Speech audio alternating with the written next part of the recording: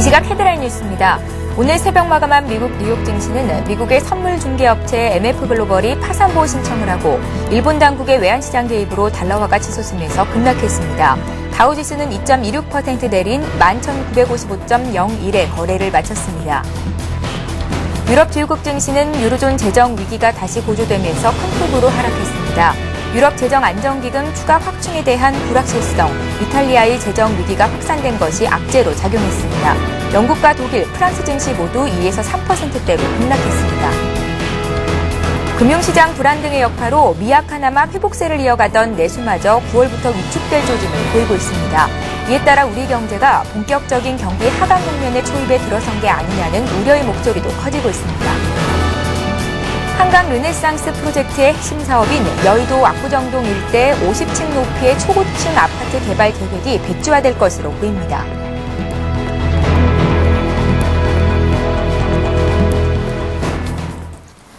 시청자 여러분 안녕하십니까. 굿모닝 대박 예감 3부 시작합니다. 감사히 마감됐던 글로벌 증시와 어제 우리장 분석하고 오늘장 꼼꼼한 실전 투자 전략자 드리는 시간인데요. 오늘의 대박 전략 역시 하창봉 팀장 그리고 정태근 전문가와 함께합니다. 안녕하세요. 안녕하십니까. 예. 자, 글로벌 증시 마감 상황 보기 전에 먼저 어제 마쳤던 국내장부터 정리를 해보겠습니다. 어제 코스피 코스닥 움직임이 엇갈렸었는데 코스피는 나흘 만에 하락이었습니다. 기관의 차익 실현 매물이 대거 나왔었고요. 기관이 사준 전기전자나 보험업종만이 상승했을 뿐 대부분의 업종은 하락이었습니다. 코스피 시장부터 정리해 주십시오.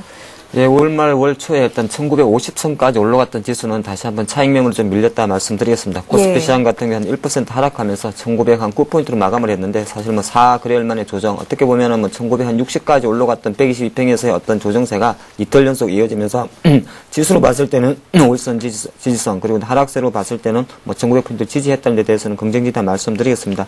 어저께 같은 경우도 일단 뭐 국내 증시로 보면 뭐 통계청에서 9월 경기 선행지수나 동행지수가 5개월 만에 좀 하락했다 이런 것이 국내 내부적으로 약간 추가 상승 모멘텀이 좀 미흡했다 말씀드렸고, 대외적으로 봤을 땐 중국 같은 경우가 부동산 억제책을 계속적으로 고수하겠다 그렇게 이야기 나왔기 때문에 최근에 약간 중국 쪽에서 긴축 완화 약간 우려로 약간 긴축 우려가 완화되는 그 호재성 재료가 다시 재후퇴됐다 말씀드리겠습니다. 수급적으로 보면 개인이나 외국인이 한 2천억 그리고 외국인이 한 1,300 매수를 해줬습니다만은 기관 쪽에서 한 2,700 정도 매도세가 나왔다 말씀드렸고요. 기관도 보면은 실제적으로 이제 상품 계정들을 좀 매도를 많이 했던 것 같습니다. 기금이 한 30억 매수를 해준 걸 빼고 나면 뭐 정권에서 한 460억, 보험에서 한 790억, 투신에서 1,200억 이상 매수를 해주면서 전체적으로 고유 상품 계정들은 조금 단기 차익 실현이 나갔다 말씀드리겠고, 약간 외국인이나 기관이 같이 양매수로 들어왔던 업종은 전기전자라든지 보험 정권주에 대해서 양매수가 들어왔고, 또 상대적으로 양매도 들어온 업종을 보면 뭐 운송 장비라든지 유통통신, 음식료에 대해서 양매도 나왔다 말씀드리겠습니다.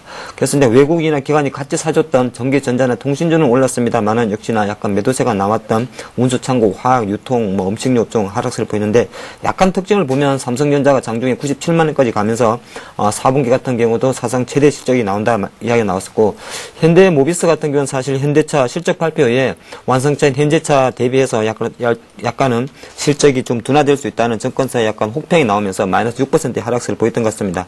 그리고 약간 개별 기업입니다만은 국세청에서 태양건설에 대해서 세무조사를 한다는 이야기가 나오면서 SBS 관련주들이 좀 급락을 했다 말씀드리겠고, 보험주도 오랜만에 좀 많이 올랐는데 현대해상 같은 경우는 실적 좋은 것도 있고, 또 하나 보험업법에 대해서 무배당 세제 적격 판매 상품의 허용을 한다는 그런 이야기가 나오다 보니까 보험주 전반적으로 좀 매기세가 좋았던 것 같습니다. 그래서 외국계 기관이 좀 샀던 종목을 좀 살펴보면, 역시나 조금 전에 말씀드린 대로 전기전자 업종을 가장 많이 매수해줬는데, 역시나 외국계 기관은 삼성전자에 대해서 외국인이 한 490억, 기관이 한 880억을 매수해주면서 상당히 강한 흐름을 보였다 말씀드리겠고, 외국인은 기타 그리고 뭐 KB금이라든지 신한지주 금융주에 대한 매수를 이어왔습니다. 그리고 삼성중공업이나 SK에 대해서 매수 보였고, 조선주 중에서도 사실 여타 현대중공업이나 여타 중국들이 약간 조정을 보였습니다만은 삼성중공업은 강보합 처리 보였다 말씀드리겠고요. 기관이 또 샀던 종목은 사실 현대기아차는 좀 사고 있는데, 현대차는 그나마 좀 견고한데 기아차는 약간 상승세는 둔화됐다 말씀드리겠습니다. 판업종을 보면 기관이 현대차를 샀습니다만 외국인은 오히려 현대차를 팔았습니다. 한 280억 정도 팔았고, 대표적인 경기 방어주로 할 수 있는 KTNG 같은 경우도 사실 증시가 조정 때는 조금 올라가야 정상인데 한 7만 원 이탈하는 흐름을 보였다 말씀드리겠습니다. 외국인 매도세가 한 240억 들어오면서 하락을 부추겼던 것 같고요. 또 하나의 방어주는 SK텔레콤인데 SK텔레콤 같은 경우는 최근에 약간 지지부진한 흐름을 보이면서 어제는 62평까지 이탈하면서 15만 원도 내려갔다 말씀드리겠습니다. 외국인 쪽에서 한 158억 정도의 매도가 나왔던 것 같고요. 기관은 역시나 아까 조금 전에 말씀드린 바와 마찬가지 6%의 하락을 기록했던 현대모비스에 대해서 대략 또 1,400억 원의 매도를 보이면서 가장 큰 매도세를 보였다 말씀드리겠습니다. 예. 자, 이번에는 코스닥 쪽도 짚어보겠습니다. 코스닥 시장은 사흘 만에 반등에 성공했지만 상승폭은 미미했었고요. 어제 코스닥 시장에서 테마주들의 급등세가 눈에 띄었었는데 백신주들 그리고 저출산 복지 관련주들이 줄줄이 상한가 움직임이 나왔었습니다. 코스닥 쪽도 봐주십시오. 예, 코스닥은 사실 지수는 뭐 종가 기준으로 강보합으로 마감했습니다만 저는 뭐 실속은 없는 속빈 강정이었다 말씀드리겠고요. 한 490.69포인트로 마감을 했는데 뭐 3일 연속 500선 포인트에 약간 저항받는 모습이었습니다. 수급적으로 봤을 때 가장 큰 특징은 개인이 500억을 매수를 해줬습니다만 외국인에서 한 520억 원의 매도가 나왔다는 거, 그리고 기관이 한 10억 정도의 약간 관망적인 매수를 보였다는 것밖에는 특징이 없었다 말씀드렸고, 강세를 보인 업종을 보면 역시나 메디포스트로 대변되는 제약이라든지 온라인 게임, 어문 관련주에 좀 상승이 돋보였던 것 같고요. 약간 약세를 보이는 그 쪽을 보면 최근에 좀 반등세가 좋았던 IT 부품이 되겠죠. 스마트폰 관련이나 반도체 후공정 관련주들, 그리고 가스관이나 태양광 관련해서 오시아이는 좋았습니다만은 개별주로 할 수 있는 인곳이나 웨이퍼를 만드는 종목들은 좀 하락세가 내려갔던 것 같고, 오랜만에 조금 테마가 나왔던 것 같습니다. 포항이죠. 포항 쪽에서 약간은 한우 구제역으로 의심되는 한우 농가에서 구제 의심 신고가 들어오다 보니까 뭐 이글벳이라든지 CTC 바이오, 대한유판과 같은 구제역 백신 관련주들이 올랐고, 또 구제역 이런 관련들이 오르가 보면 대체 수요로 약간 예상되는 닭고기 관련주가 있죠. 하림이나 마닉 같은 종목에도 7에서 한 5% 상승을 보였다는 말씀드리겠습니다. 또 오랜만에 박근혜 테마주로 할 수 있는 저출산 관련주가 박근혜 캠프 쪽에서 사회보장기본법을 대표 발의하겠다는 이런 이야기가 나오면서 보령 메디앙스라든지 아가방 컴퍼니 이런 종목이 좀 상승을 이었던 것 같고요. 안철수 테마의 상승세는 계속 뭐 좀 이어지는 것 같습니다. 원래 안철수 연구소 같은 경우에 어제 58,000원 정도 약간 강보합에서 마감을 했습니다만은 그 밑에 곁다리로 붙어있는 테마주를 할 수 있겠죠. 뭐 MPK라든지 클루넷, 오늘과 내일 같은 종목들은 거의 상한가의 그 기염을 토했다 말씀드리겠습니다. 그래서 시가총액 상위 종목에서 보면 역시나 바이오 제약들은 조금 좋았던 것 같고요. 사실 셀트리온이 한 2% 오르면서 3분기 실적이 좀 좋아서 올랐다고 이야기를 하는데, 여전히 셀트리온에 대해서는 실적에 대한 약간 뭐 시장에서 믿지 못하는 그런 부분이 있기 때문에 셀트리온은 조금 지켜봐야 될 부분이고, 역시나 메디포스트가 14% 상승하면서 가장 좋은 흐름을 보였다 말씀을 드리겠습니다.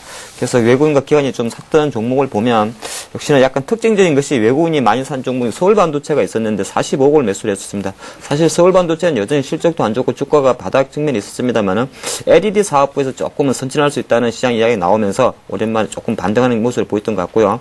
뭐 SM이라든지 보령 메디앙스, 젠백스 사실 외국인 매수를 했었습니다만은 여기서 나오는 이 종목들의 시세 연속성에 대해서는 조금 지켜봐야 될 부분이 있다 말씀드리겠고, 역시나 기관도 같이 동의 서울 반도체를 매수해주면서 약간은 뭐 반등에 대한 기대감을 줄 수 있다, 그런 말씀을 드리겠습니다.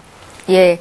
자, 이번에는 오늘 새벽에 마감한 미국 증시, 앞서 마감됐던 유럽 증시 마감 상황과 이슈들 체크를 해보겠습니다.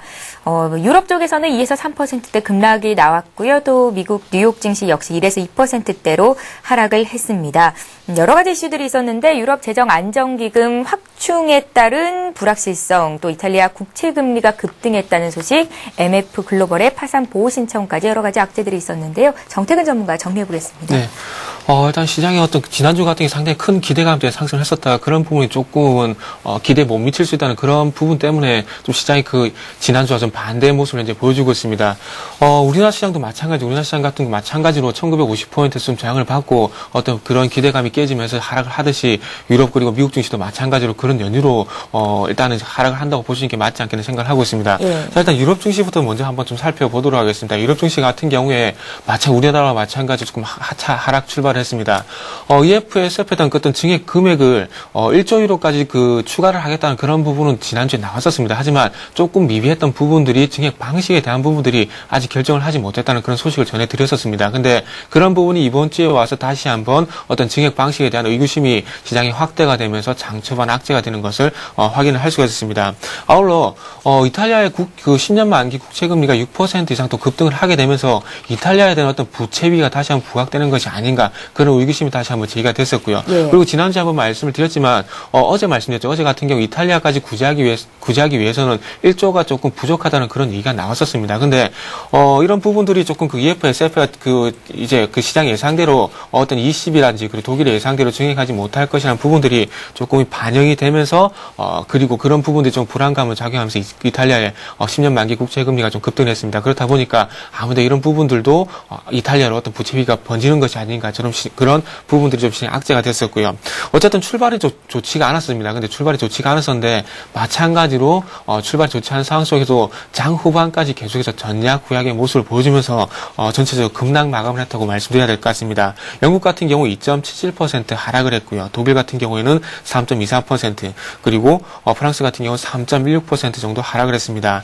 독일과 프랑스의 그 하락폭이 좀 컸는데 아무래도 유럽 위기의 중심에 있다는 그런 이유 때문에 하락폭이 좀 더 크지 않았나 이렇게 생각을 하고 있고요. 업종별로 한번 살펴봐야 될 것 같은데 업종별로 한번 살펴본다면 영국 같은 경우 광산주 그리고 금융주가 약세를 보이면서 시장의 하락을 주도를 했고요.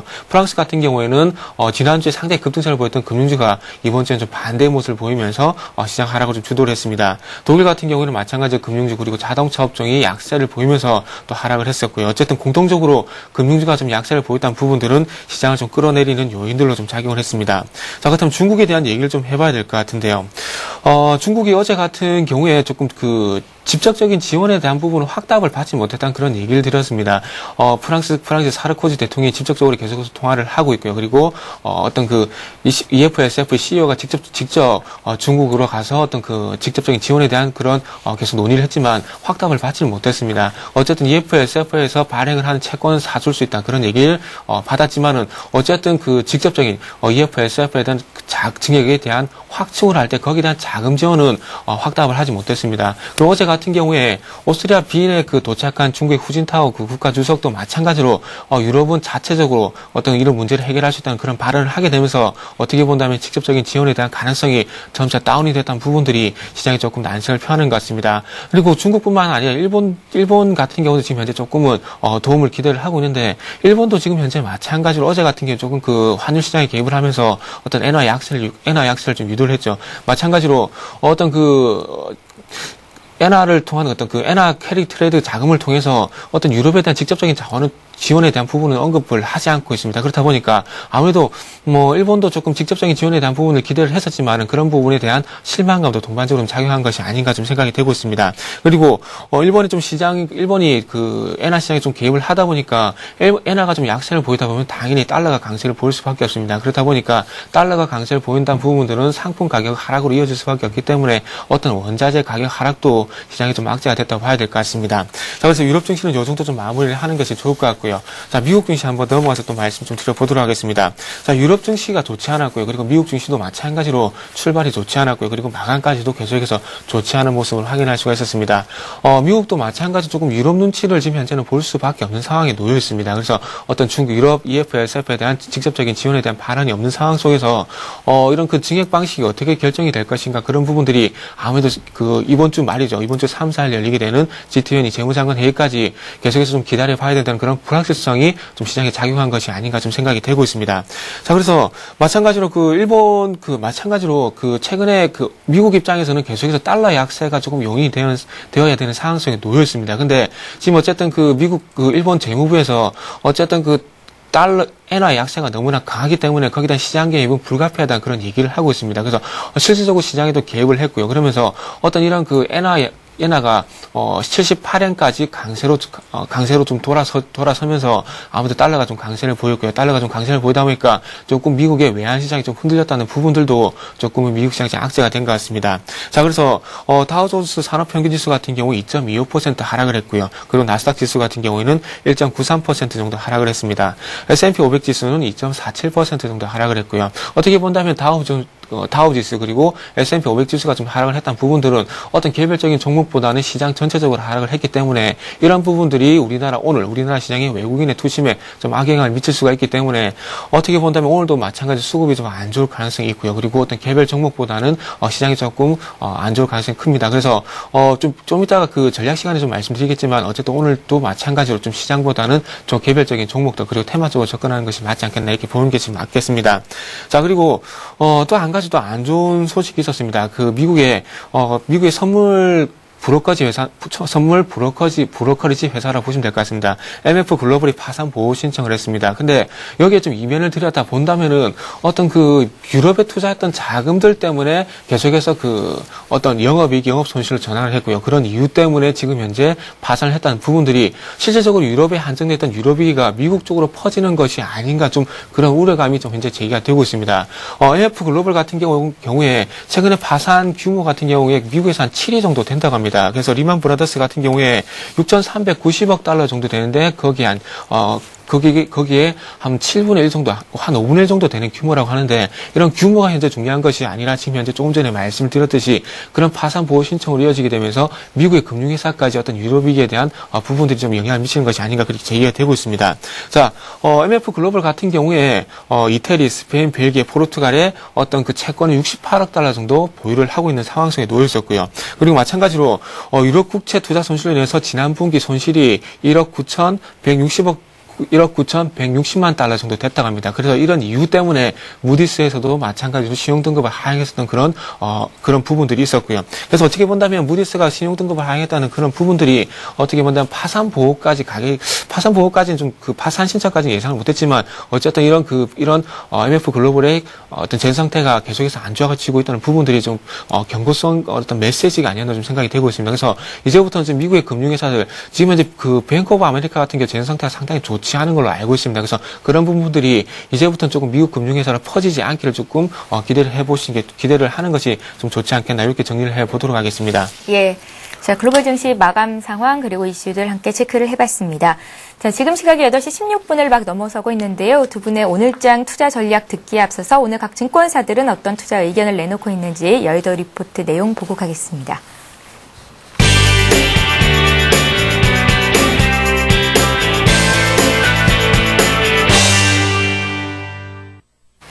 예, 먼저 오늘 각 증권사들은 어떤 의견을 내고 있는지 투자 포인트 내용부터 화면 통해서 만나보시겠습니다.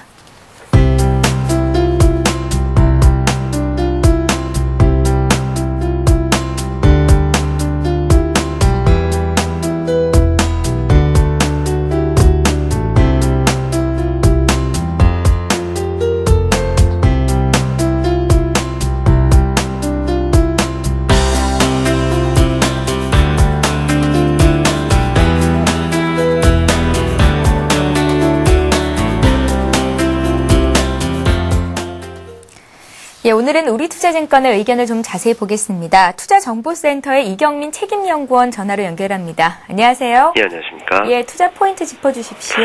네, 코스피가 121선 저항을 앞두고 펀더멘탈적인 측면의 부진이라든지 그리고 일본 정부의 외환시장 개입 그리고 유럽 사태 해법에 대한 검증의 잣대가 강화되고 있으면서 좀 이틀 연속 조정을 보였습니다. 그리고 전일 미국 증시, 유럽 증시 모두 하락세를 보이면서 단기적으로는 급반등 이후 유럽 대책의 효용성과 펀더멘털 모멘텀 확보 가능성 사이에서 등락 과정을 보이고 있는 것으로 나타나고 있습니다.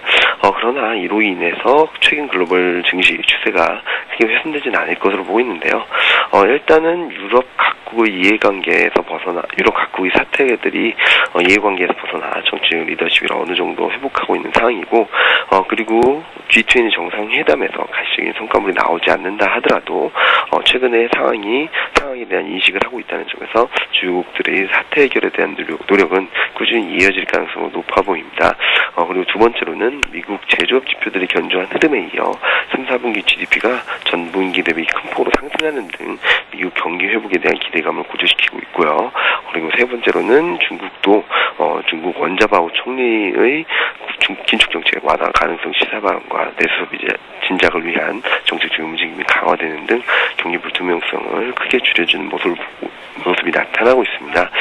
이런 점을 감안해 봤을 때는 단기 급등에 따른 부담 그리고 높아진 기대감 그리고 유럽과의 이슈의 시장 반응 등에 따른 등락 장세가 좀 더 이어질 수는 있겠지만 G2 그러니까 미국과 중국의 경기 모멘텀에 대한 신뢰도 회복과 유럽 재정 위기 완화에 대한 기대감이 반영되면서 글로벌 증시 하반 경직성은 크게 훼손되지 않을 것으로 예상되고 있습니다.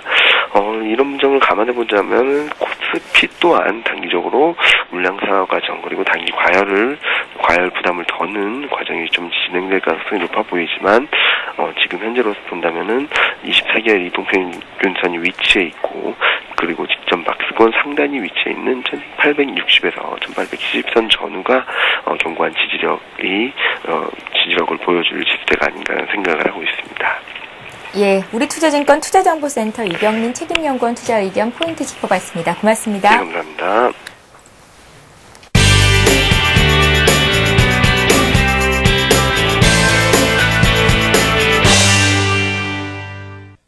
예, 계속해서 오늘의 대박 전략 이어가겠습니다. 지금 우리나라의 소비자 물가가 발표가 됐는데요. 10월 소비자 물가가 10개월 만에 3%대로 내려왔다는 전년 동월 대비해서 0.2% 하향 조정됐다는 소식이 들어와 있습니다.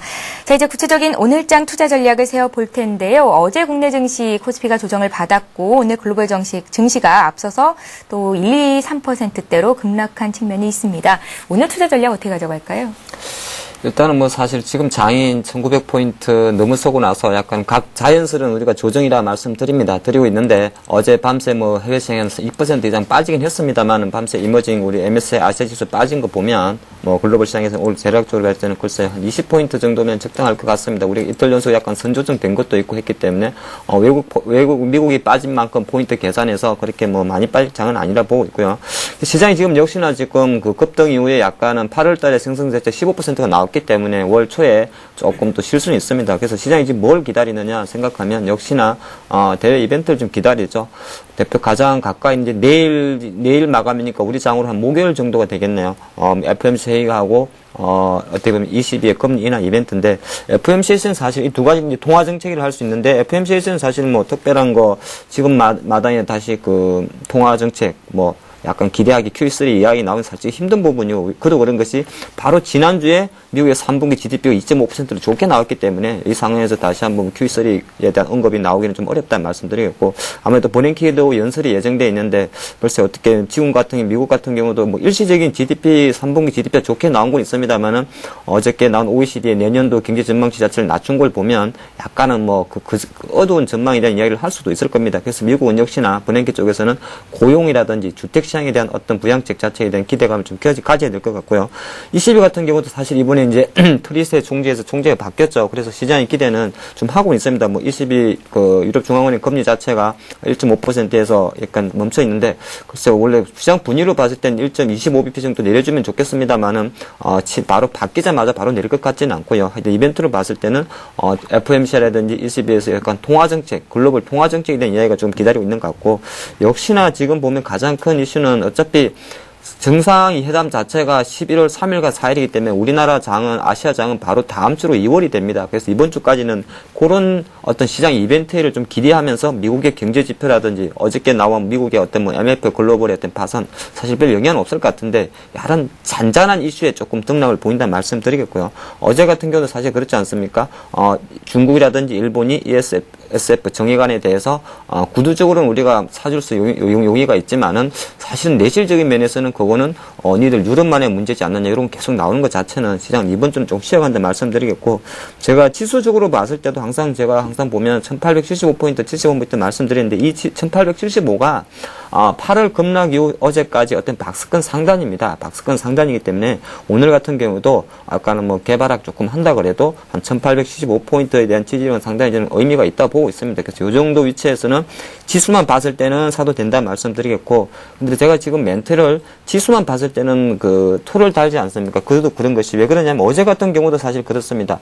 삼성전자 97만 원 가졌지만은 여타 종목들 3에서 4% 조정을 보였거든요. 그럼 또 거꾸로 해석하시면 돼요. 왜 외국인들은 10월 들어서 지금까지 삼성전자와 현대차를 많이 살까? 또 삼성전자 같은 경우 사실 오늘 정권사에서 줄줄이 목표가를 올렸습니다. 뭐 130만 원, 140만 원 올려놨던데 이렇게 한번 생각을 해보시죠. 삼성전자의 외국인 지분율이 지금 현재 51%고 현대차는 41.5%입니다. 그리고 기아차는 28.3%입니다. 그러면 지금 외국인은 확실히 현대차보다는 기아차보다는 현대차를 많이 사고 있죠. 왜 이렇게 많이 사느냐? 지금 12월 달입니다. 그래서 10월 말에서 11월 초는 배당 투자의 가장 큰 메리트고요. 올해 같은 경우는 우리나라 삼성전자도 마찬가지고 현대차가 사상 최대 실적을 했기 때문에 연말 배당에 대한 수익률에 대해서는 상당히 기대치가 높아질 수밖에 없는 상황입니다. 그래서 외국인 투자자들 지금 삼성전자, 현대차에 들어오는 거는 단기적인 시세 차익 욕구로 들어오시는 게 아니고 외국인은 실제적으로 우리나라에서 시세 차익으로 돈을 받아가는 것처럼 그것보다 3, 4월 달에 배당으로 가져가는 돈이 더 많다고 볼 수가 있습니다. 그래서 약간 그런 관점에서 외국인이 삼성전자나 현대차, 그래서 보면은 지분율 비중에서도 현대차는 한 41%, 기아차는 28%니까 차이가 나거든요. 그래서 약간 그런 것도 좀 생각하셔야 된다는 말씀 드리겠습니다. 그래서 지수는 잡아줄 수 있다 이거죠. 그냥 내용적인 면에서는 조금 수익률 편차가 심할 수 있다. 그렇게 말씀드리고, 왜 수익률 편차가 심하냐면 기관들이 약간은 단기적인 거래를 하다 보니까 어제 뭐 조금 올랐다 팔고 하니까 약간 뭐 트레이딩도 상당히 잘 하셔야 될 것 같고요. 제가 오랜만에 기술적 매매 기법을 잠깐 말씀드리면 이것을 음봉 매수, 양봉 매도라 그럽니다. 뭐 보통 우리가 강세장일 때는 양봉, 시초가부터 고가가 높을 때 따라 추격 매수해서 수익을 가져가는 투자 제법을 많이 쓰죠. 근데 지금 같은 꺾어 가셔야 돼요. 장이 이렇게 박스권 상단에서 고점에 대한 부담을 보일 때는 오히려 양봉, 시가 대비해서 고가가 올라왔을 때는 주식을 좀 비중을 줄여주고, 또 음봉 내려갈 때는 아침 시가보다 종가 내려갈 때는 분할 매수를 해주는 이런 박스권 트레이딩이 지금 조금 맞다 말씀드리겠고, 과연 저도 지금 약간 그 포트폴리오 재편에 대해서 고민을 합니다. 경기 민감주와 방어주를 어떻게 가져갈지. 사실 민감주를 하는 거는 삼성전자, 현대차, 그리고 최근에 많이 올라왔던 산업재 섹터가 됩니다. 철강이라든지 조선, 건설 이런 게 민감주가 될 것이고, 방어주는 지금 기관들이 계속 팔고 있어가지고 계속 내려가는 거 있어요. KTNG라든지 통신주, 뭐 음식료, 유통, 백화점.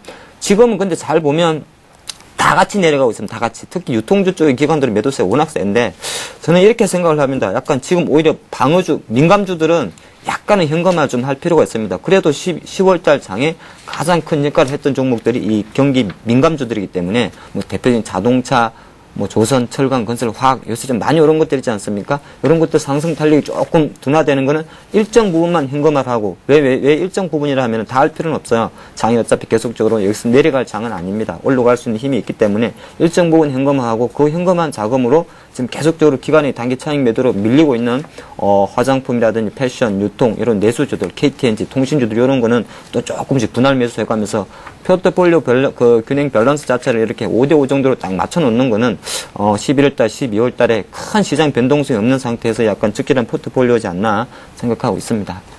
예.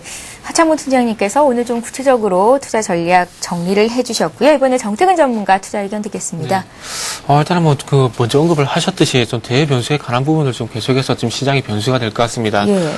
좀 전에 미국 유럽 증시 그리고 미국 증시 마감에서 말씀을 드렸듯이 어떤 EFSF에 대한 증액 방식에 대한 부분들이 좀 G20까지 계속해서 시장의 불확실성을 남게 되면서 계속해서 시장의 어떤 불안 요인으로 좀 작용할 가능성이 있지 않겠나 생각을 하고 있습니다. 지난주 금요일부터 계속해서 1950포인트가 주봉상 참 중요한 그 터닝 포인트라고 말씀드렸는데 그 부분 지금 현재 어쨌든 저항을 받고 있습니다. 그렇다면 최근에 조정이 좀 나오더라도 이런 부분을 다시 한번 재돌파 시도가 나오면서 빠르게 좀 회복해주는 그런 흐름이 나와줄 수 있는 부분들을 좀 소위 말해서 어떤 패턴을 말씀드려본다면 N자형 패턴이 다시 한번 좀 나와주기 좀 기대를 해봐야 될 것 같습니다. 그래서 어쨌든 그 대변수는 계속해서 좀 체크가 돼봐야 될 것 같고요. 그래서 이런 부분들이 외국인의 투심을 계속해서 악화시키는 요인이 될 수가 있고, 그리고 마찬가지 수급적인 부분도 영향을 미칠 수가 있을 것 같습니다. 그래서 대변수 지금 그 현재 상황 속에서 기관들이 매도를 하고 있긴 하지만 그보다 더 중요한 것은 대변수라고 좀 말씀 한번 드려보고 싶고요.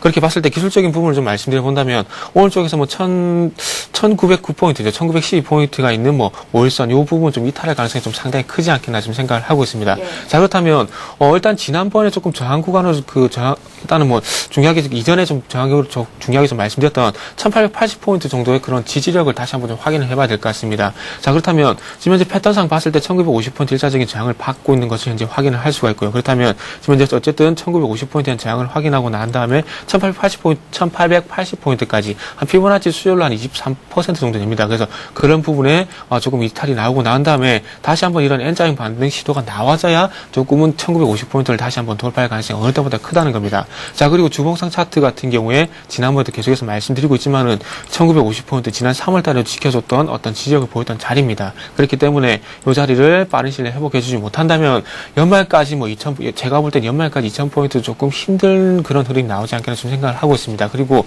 마찬가지 이번 주 주말에 열리게 될 GTNE 같은 경우에도 원론적인 합의에 끝난다면 마찬가지로 어떤 그 힘든 1,950포인트에서 2,000포인트는 상당히 힘든 구간으로 남을 가능성이 크다고 좀 봐야 될 것 같고요.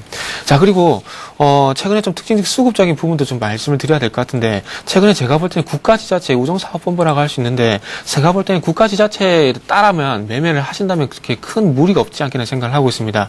국가지자 어저께 투신 같은 경우에는 1,249억 정도 매도를 하면서 당연히 시장에 부담을 준 부분도 있겠지만은, 최근에 국가지자체 같은 경우에는 빠질 때 사고 그리고 오를 때 파는 단기 트레이딩을 상당히 잘한다고 좀 판단하고 있습니다. 그래서 조금 그 단기적으로 매매를 하시는 분들은 국가지자체의 어떤 매매 동향을 좀 참고를 하시고요. 국가지자체가 매도를 할 때는 동반적으로 매도를 하시고 살 때는 똑같이 좀 매수를 한다면 조금 매매하시는 데 도움이 될 것 같습니다. 어쨌든 이런 부분 참고 사항이지만 어쨌든 뭐 결론적으로 말씀드리면 기관에 어쨌든 외국인들이 적극적으로 나서주지 않는 상황 속에서 기관이 매도를 한다면 기술적으로는 부담이 될 수밖에 없다. 이 얘기를 드리려고 저 국가지자체 수급 동향을 좀 말씀드렸습니다. 그리고 어제 같은 경우 조금 외국인들 선물 동향 같은 경우에도 3,000계약 이상 늘렸던 부분들이 그런 매수 포인트 청산 그런 단계에 증가시켰던 그런 부분들이 청산이 나오게 되면서 좀 시장이 부담으로 작용을 했었습니다. 그렇기 때문에 현재 1차적으로는 대외 변수가 좋지 않은 상황 속에서 수급도 현재 좋지 않기 때문에 어떤 시장의 대형주들은 접근하시는 데 조금 무리가 있지 않겠나, 이렇게 업종까지 한번 연결시켜 보시는 게 좋지 않겠나 생각을 하고 있습니다. 자, 그리고 마지막으로 오늘 그 시장에 좀 변수가 될 수 있는 부분들이 중국에서 10월달 그 정부에서 발표하는 PMI가 발표가 되고요. 그리고 HSBC에서 발표가 되는 PMI 확정치가 발표가 됩니다. 그래서 HSBC PMI 같은 경우는 잠정치가 51.5를 기록을 하게 되면서 여전히 그 확장 국면에 놓여있던 부분을 보여주면서 조금은 시장이 안도를 했었습니다. 그렇기 때문에 확정치도 마찬가지로 조금 51.5 부분, 지난 잠정치와 좀 최소한 부합하는 그런 흐름이 좀 나아져야 될 것 같고요. 그리고, 정부에서 발표하는 제조 PMI 같은 게 9월달에 51.2를 기록했습니다. 그래서 이번에도 마찬가지 51.2, 9월달과 조금 비슷한 수준에서 발표가 되면서 좀 확장 국면이 유지가 되고 있다는 부분들을 좀 확인을 시켜주면서 조금은 이 부분이 좀 시장을 끌어올리긴 좀 힘들 수 있습니다. 하지만 적어도 이런 부분이 좀 개선된 부분들이 확인이 되면서 시장을 조금, 받치는 그런 요인으로 좀 작용할 수 있는지 그 부분을 체크해 보시는 게 좋을 것 같습니다. 자, 그래서 마지막으로 관심 종목만 말씀을 드리고 좀 마무리 좀 해보도록 하겠습니다. 자, 오늘 관심 종목 같은 게 좀 두 종목을 좀 교체를 해봤습니다. 이수화학과 S&T중공업, LG 같은 경우는 좀 유지를 하는 쪽으로 말씀을 드려보고 싶고요. 대림산업과 삼성테크인 같은 경우는 아무도 시장의 영향을 좀 받지 않겠나 좀 생각을 하고 있습니다. 그렇다 보니까 조금 한국정밀기계 그리고 할인 쪽으로 좀 교체를 해봤습니다. 그래서 한국정밀기계와 그리고 할인의 차트만 좀 보고 마무리 좀 하도록 하겠습니다. 자, 한국정밀기계 같은 경우에 최근에 조금 바닥권에서 조금 14,000원 가격대 부분에서 이렇게 계단식 상승이라 그러죠. 계단식 상승을 보이면서 이렇게 지금 현재 계속해서 상승하고 있는 부분을 이렇게 화면을 보시면 확인을 할 수가 있습니다. 그래서 어제 같은 경우 좀 이틀 정도 조정을 받았기 때문에 60일선 그리고 5일선을 지지력을 보이면서 다시 한번 반등을 이어가는 흐름이 나오지 않겠나 좀 그렇게 생각을 하고 있고요. 그 수급적인 부분도 상당히 특징적이라 봐야 될 것 같습니다. 지금 현재 투신 쪽에서 10월 18일 이후에 계속해서 지금 그 매수에 가담하고 있다는 부분들을 어떻게 보면 좀 간과할 수 없는 부분이기 때문에 조금 어떤 그 관심 종목으로 편입했다 보시면 될 것 같고요. 오늘 가지고 나온 그 할인 같은 경우에 조금 그 코스닥 시장에서 정리를 했듯이 구지역에 관한 그런 염려까지 그런 부분들이 의심이 현재 되고 있습니다. 그렇다 보면 어떤 육계주 그리고 육계주라 보통 육계주가 육계 테마주라고 하죠. 그렇기 때문에 할인과 같은 종목들이 조금 방세를 보일 가능성이 있기 때문에 단기 트레이딩 측면에서 한번 접근을 해보도록 하겠습니다. 그리고 마찬가지로 지금 현재 그 할인과 같은 경우에도 수급이 지금 현재 투신 쪽에서 간간히 지금 현재 들어와주고 있고요. 그리고 지금 현재 28일 30일 연속 투신에서 지금 대량의 매수가 유입되는 것을 확인할 수 있습니다. 그래서 이런 부분들을 조금 단기 트레이딩 관점에서 본다면 충분히 접근 가능하지 않겠나 그런 이유로 가져 나왔다. 한번 정리를 해보도록 하겠습니다. 예, 자 이제 관심 종목 듣겠습니다. 먼저 하창복 팀장님. 예, 저는 오늘도 IT 종목인데 디스텍 시스템입니다. 예. 디텍 시스템 같은 경우는 많이 아실 겁니다. 이게 스마트폰용 정정 용량 방식의 터치 패널 생산 업체라 보면 될 것 같고요. 제가 자료를 하나 준비해 왔는데, 터치 패널이라는 건 사실 터치 스크린이라는 거는 세 가지 부품으로 구성이 됩니다. 그래서 ITO 필름이라는 게 있고, 글라스 그리고 컨트롤러로 구성이 되는데, 이 세 가지 자체를 하나를 만들어가지고 우리가 터치 스크린이 형성된다는 말씀 드리겠고요. 국내 터치 스크린 업체 중에서 이 ITO 필름이라는 거하고 강화 글래스를 동시에 내재화하는 하는 업체는 이 지색 시스템밖에 없다 말씀드리겠습니다. 그렇기 때문에 전반적으로 가장 이 터치스크린 할 때 이 i2 필름이라 그러죠. 요거 원통으로 생긴 요 필름 자체가 원가에서 차지하는 비중이 벌써 50%가 넘습니다. 그래서 이런 매출 자체를 상당히 큰 뭐 앞으로 성장성에 무게를 두고 있다 말씀드리겠고요. 최근 같은 경우도 사실은 지색 시스템 같은 경우는 아시겠지만 삼성전자형 전자 부품 업체라 보시면 될 것 같고 뭐 스마트폰용이라든 태블릿 PC 외에도 게임용 그 터치스크린에도 약간 납품이 되고 있습니다. 그래서 최근 이제 어떤 그 10월달에 큰 화두였죠. 스마트폰 관련이나 삼성 관련 전기전자 부품제 강세가 이어졌었는데 최근에 약간 조정을 받고 있습니다. 사실 12,000원 정도에서 13,000원 조정을 받고 있지만은 어저께 또 오후에 강한 매기세가 들어오면서 상승세를 좀 이어간다 말씀드리겠습니다. 그래서 오늘 어제 가격을 보면 어제 종가가 한 13,600원인데 이 종목 같은 경우는 사실 12,000원을 지지했을 때는 상당히 의미가 있습니다. 그래서 손절 라인 12,100원을 정해놓고 종가 부근인 13,200원에서 13,500원 정도 생각한다 그러면 약간은 지금은 장을 목표가를 이렇게 높게 는 잡을 수 없기 때문에 한 10% 이상이 약간 목표 수익률 생각하는 한 15,200원을 보는 목표가를 제시해 드리겠습니다. 예. 자, 이번에 정태근 전문가 오늘 하루 공략할 명목 들을 텐데, 어제 이제 오늘장 오늘의 대박 전략자 주시면서 박근혜 복지 테마주 눈여겨봐야겠다라는 말씀도 하셨었잖아요. 어제 좀 강하더라고요. 오늘은 어떤 종목 잡을까요? 일단 책 시장이 좀 좋지 않기 때문에 박근혜 테마 같은 경우 오늘까지 좀 관심을 가져보시는 게 좋지 않겠나 생각하고 있습니다. 시장의 대형주들이 안 좋게 된다면 테마적으로 시세가 옮길 수밖에 없고요. 그래서 어저께 뭐 말씀드렸던 종목들 뭐 많이 있기 때문에 그런 종목들 추격 매수를 하더라도 조금은 소량에 조금 포트에서 가장 소량으로 접근해 보시는 게 좋을 것 같습니다. 자, 그리고 오늘 가지고 나온 종목도 마찬가지로 테마성 어떤 종목에 대해서 보시면 될 것 같습니다. 대한유팜이라는 종목을 가지고 나왔고요. 동물육 전문 의약품 그 완제 의약품 제조업체고요. 그렇다 보니까 동물용 그 어떤 전문 의약품을 제조하다 보니까 마찬가지로 좀 구제역 테마가 형성이 되고 있는 종목입니다. 어저께 조금 그 경북 포항 소재에서 한우 사육농장에서 구제역 의심 신고가 접수됐다는 얘기 때문에 조금 그 구제역 테마도 좀 박근혜 테마뿐만 아니라 구제역 테마도 좀 말미 쪽에 두성이는 모습을 보여줬는데 오늘 중에 그런 부분이 조금 테마가 좀 이어지지 않겠나 생각을 하고 있습니다. 중앙백신이라든지 그리고 제일바이오, 파로도 이런 종목들이 있겠지만은 그 중에서도 조금 한 종목인 대한유팜에 대해서 저는 접근을 해보자 그렇게 한번 말씀 좀 드려보도록 하겠습니다. 자, 그래서 바로 차트로 좀 넘어가 보도록 하겠습니다. 기술적으로 볼 때 뭐 최근에 와서 좀 특징적이라 할 수 있는 전체적인 뭐 추세에서 특징적이라 할 수 있는 부분들이 지금 뭐 6,000원 정도 가격대에서 계속해서 하반경성이 확보가 되고 있습니다. 그러면서 어저께 같은 경우에 어떤 구제역 테마가 좀 형성이 되면서 거래량이 좀 동반이 되면서 반등 시도를 하는 것을 현재 확인을 할 수가 있고요. 그렇다면 오늘 쪽에서 적어도 이렇게 윗꼬리를 잡는 그런 흐름이 나와주지 않겠나 생각을 하고 있습니다. 자, 매수가 말씀드리면요. 매수가 같은 경우에 6,730원에서 6,730원에서 6,830원 정도 한번 말씀드려보고 싶고요. 목표가 같은 경우에는 매수가 대비 1차적으로 윗꼬리가 될 수 있는, 어제 윗꼬리가 좀 될 것 같습니다. 윗꼬리가 될 수 있는 7,100원에 한번 설정해 보도록 하겠습니다. 그리고 마찬가지로 손절가는 그보다 좀 그 매수가 대비 조금 2%에서 1% 정도 선이 되는 6,570원 정도에 설정을 하고 한번 대응해 보도록 하겠습니다. 예. 자, 오늘의 대박 전략 하창봉 팀장 정태근 전문가와 함께 했습니다. 고맙습니다. 네, 감사합니다.